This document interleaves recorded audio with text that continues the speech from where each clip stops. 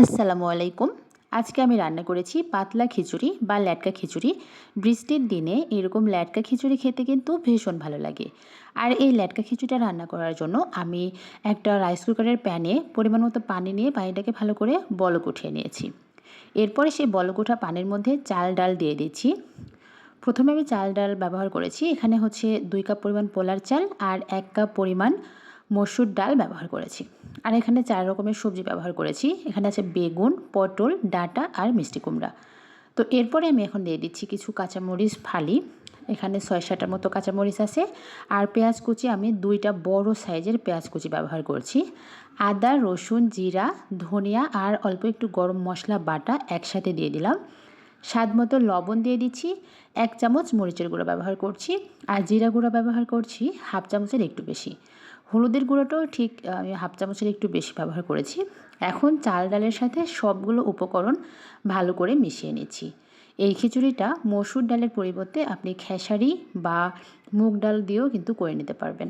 আমি কয়েকটা কাঁঠালের বিচিও দিয়ে দিলাম। এখন ঢাকনা দিয়ে ঢেকে প্রথমে আমি একদম ভালো করে একটা বলক উঠিয়ে নিয়েছি। একটা বলক উঠিয়ে নেওয়ার পরে কিন্তু আমি আর ঢাকনা দিয়ে ঢেকে দিইনি।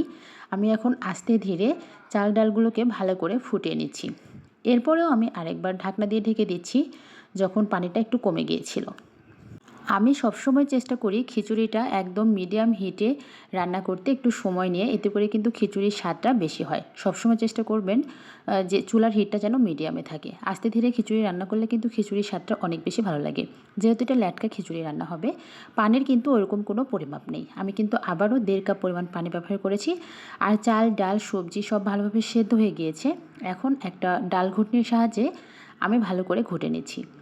আপনারা চাইলে না ঘুটে নিতে পারেন, কিন্তু আমার কাছে মনে হয়েছে একটু ঘুটে নিলে ভালো লাগবে, যার কারণে আমি হালকা একটু ঘুটে নিয়েছি। এখন কিন্তু চলে যাব মেইন কাজে। খিচুড়ির কিন্তু মেইন টেস্টটাই আসবে এই ফোড়নটা ব্যবহার করার জন্য। আমি ওই পাতিলটা নামিয়ে এখন আরেকটা প্যানের মধ্যে পরিমাণ মতো তেল দিয়ে দিচ্ছি।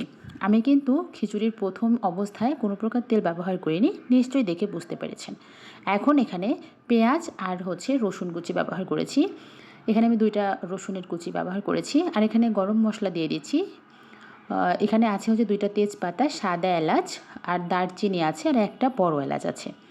এখন আমি এগুলো ভাজতে ভাজতে যখন একদম বেরেস্তা হয়ে যাবে পেঁয়াজটা, সেই মুহূর্তে এখন খিচুড়ির মধ্যে এই ফোড়নটা দিয়ে দিব। ট্রাস্ট মি, এই ফোড়নটা দেওয়ার পরে খিচুড়িটা এত সুন্দর একটা ঘ্রাণ বের হয়, তখনই আপনার ইচ্ছে করবে খেতে। ফোড়নটা দেওয়া হয়ে গেলে এখন আমি নেড়ে চেড়ে ভালো করে খিচুড়ির সাথে মিশিয়ে নিচ্ছি। আমার কাজটা কিন্তু এখনও ফুললি কমপ্লিট হয়নি, আরও একটা টুইস্ট বাকি আছে। এখন আমি অল্প একটু গরম মশলা আর জিরা গুঁড়ো ব্যবহার করছি। এই মশলাটা ব্যবহার করে আমি ঢাকনা দিয়ে ঢেকে আরও 5-6 মিনিটের মতো চুলাটা বন্ধ করে দমে রেখে দিয়েছিলাম।